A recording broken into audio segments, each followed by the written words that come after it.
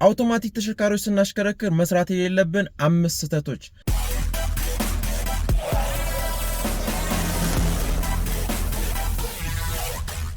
ሰላም ጤና ይስጥልኝ ክቡራን ተመልካቾች ተከታዮች እንደምንሰነበታችሁ የፍቃዱ አውቶሞቲቭ ነው። እንደሚታወቀው በዚህ ቻናል ላይ ለአሽከርካሪዎች ለመንጃ ፍቃድ ተማሪዎች እንዲሁም ለአውቶሞቲቭ ተማሪዎች ግብዓት ሊሆን የሚችል የተለያዩ ፕሮግራሞችን እያቀረብኩላችሁ እገኛለሁ። በዛሬው ፕሮግራማችን ደግሞ አውቶማቲክ ተሽከርካሪ በምናሽከረክርበት ጊዜ መስራት የሌለብን 5 ስህተቶች እናያለን። ለዚህ ቻናል አዲስ ከሆናችሁ ሰብስክራይብ አድርጉ፣ ሐሳብ አስተያየት ጥያቄ ሲኖር ኮሜንት ሴክሽን ላይ አስቀምጡ፣ ለሁሉም ደርስ ላይክ እና ሼር አድርጉ። እንደዚህ አይነት መረጃዎችን በመለቅበት ሰዓት ኖቲፊኬሽን ይደርሳችሁ የደወል ምልክቷን ተጫኑ። የመጀመሪያው ነገር አውቶማቲክ ተሽከርካሪ በምናሽከረክርበት ጊዜ መስራት የሌለበት ስህተት ምንድነው?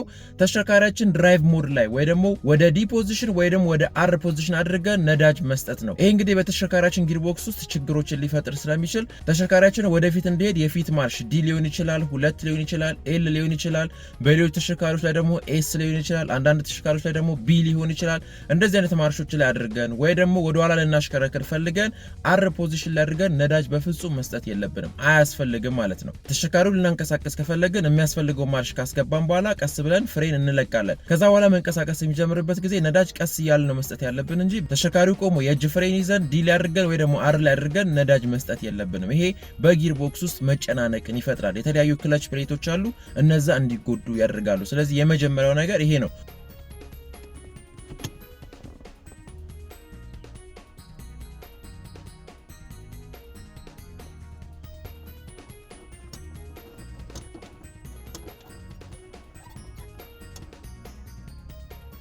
ሁለተኛው ነገር ደግሞ ተሽከርካሪው እየተንቀሳቀሰ ያለ ወደ ፒ ፖዚሽን መውሰድ። የተሽከርካሪያችን ማርሽ ወደ ፒ ፖዚሽን ከመውሰዳችን በፊት ተሽከርካሪው ሙሉ በሙሉ መቆም ይኖርበታል። ተሽከርካሪው እየተንቀሳቀሰ ያለ ወደ ፒ ፖዚሽን መውሰድ ተሽከርካሪው ውስጥ የሚገኝ ክፍሎች እንዲጎዱና እንዲሰበሩ ያደርጋል። ስለዚህ አውቶማቲክ ተሽከርካሪ ፒ ላይ አድርገን ማቆም በምንፈልግበት ጊዜ መጀመሪያ ሙሉ በሙሉ እንቅስቃሴውን ማቆም ይኖርብናል። በእግር ፍሬን ይዘን ሙሉ በሙሉ እናቆማለን።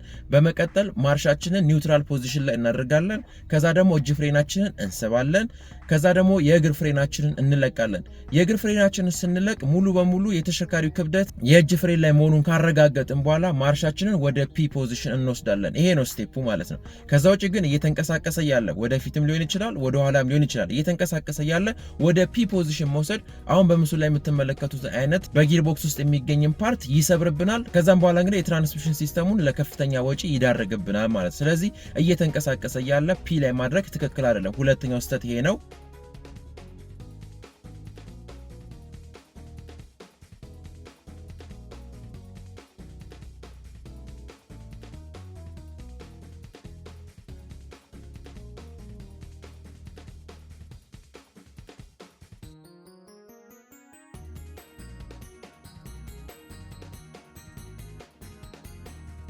ሶስተኛው ደግሞ ዳገት ላይ በምንቆምበት ጊዜ ፒል አድርገን ልንተው እንችላለን። ይሄም ትልቅ ስህተት ነው ማለት ነው። በተለይ ዳገት ላይ ቁልቁለት ላይ በምንቆምበት ጊዜ በፍጹም ፒል አድርገን መተው የለብንም። መጀመሪያ ቀደም እንደተነጋገርነው ፍሬናችንን እንይዛለን፣ ማርሻችን ኒውትራል እናደርጋለን። በእጅ ፍሬን ሙሉ በሙሉ መቆሙን ካረጋገጥን በኋላ ነው ወደ ፒ ፖዚሽን ማድረግ ያለብን። ለምን መጀመሪያ ላይ በአንድ ብሬኩ ካልያዝነው ሙሉ በሙሉ ክብደቱ ትራንስሚሽኑ ላይ ይሆናል። ያቺ ትራንስሚሽን ላይ ደግሞ ይሄን ተሽከርካሪ ሙሉ ይዛው የምትቀመጠው አንድ በጣም አነስተኛችን የምታክል ብረት ነች። ያቺ ደግሞ ልትሰበር ትችላለች። ስለዚህ አስቀድመን በእግር ፍሬን እንቆማለን፣ ኒውትራል እናደርጋለን፣ እጅ ፍሬን እንስባለን። በመቀጠል ደግሞ ወደ ፒ ፖዚሽን እንቀይራለን ማለት። ስለዚህ በሶስተኛ ደረጃ መስራት የሌለብን ስህተት ዳገትና ቁልቁለት ላይ ፒ አድርጎ መተው ነው።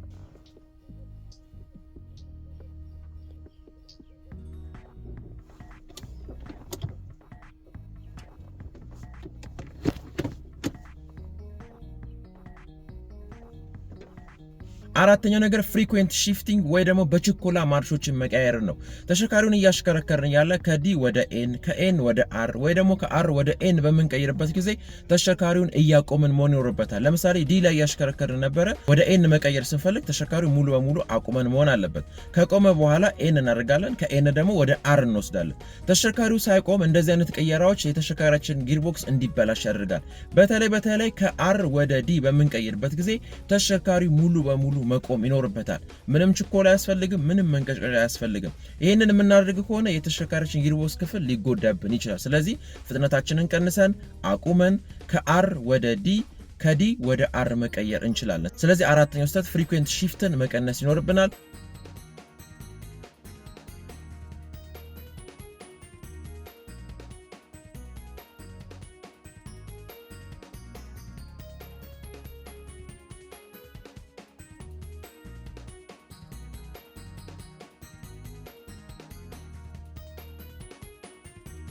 አምስተኛውና የመጨረሻው ደግሞ ትክክለኛውን የትራንስሚሽን ፍሉድ መጠቀም ወይ ደግሞ የትራንስሚሽን ኦይል መጠቀም ያስፈልጋል። የትራንስሚሽን ኦይሎች እንግዲህ የተለያዩ ጥቅሞች ይኖሩታል። አንደኛው የተለያዩ ሜካኒካል ፓርቶች እንዳይበሉ፣ እንዳይጎዱ፣ እንዳይጫጫሩ ያደርጋል። ሙቀትን ይቀንሳል፣ ቆሻሻን ያጸዳል። ከዛ በተጨማሪ የተለያዩ ስራዎችን በጊርቦክስ ውስጥ ይሰራል። አውቶማቲክ ትራንስሚሽን ፍሉድ የምንለው ማለት ነው። ይህ ፍሉድ እንግዲህ በትክክለኛው ግሬድ እና በትክክለኛው ሌቭል ከሌለ የትራንስሚሽን ክፍላችን እንዲጎዳ ያደርጋል። ስለዚህ ለተሽከርካሪያችን አምራች ድርጅቱ ሪኮመንድ የሚያደርገውን የዘይት አይነት ወይ ደግሞ አውቶማቲክ ትራንስሚሽን ፍሉድ መምረጥና በአግባቡ መጠቀም ይኖርብናል። ማነስ የለበትም፣ በጣም መብዛት የለበትም፣ በጣምም መቆሸሽ የለበትም። ስለዚህ አምስተኛው ስህተት ምንድነው? ሮንግ የሆነ ወይ ደግሞ ትክክለኛ ያልሆነ ዘይትን ለትራንስሚሽን ሲስተም መጠቀም ነው። ስለዚህ እነዚህን አምስቱን ስህተቶች በማስወገድ የተሽከርካሪያችን ትራንስሚሽን ሲስተም ጤንነቱን መጠበቅ እንችላለን።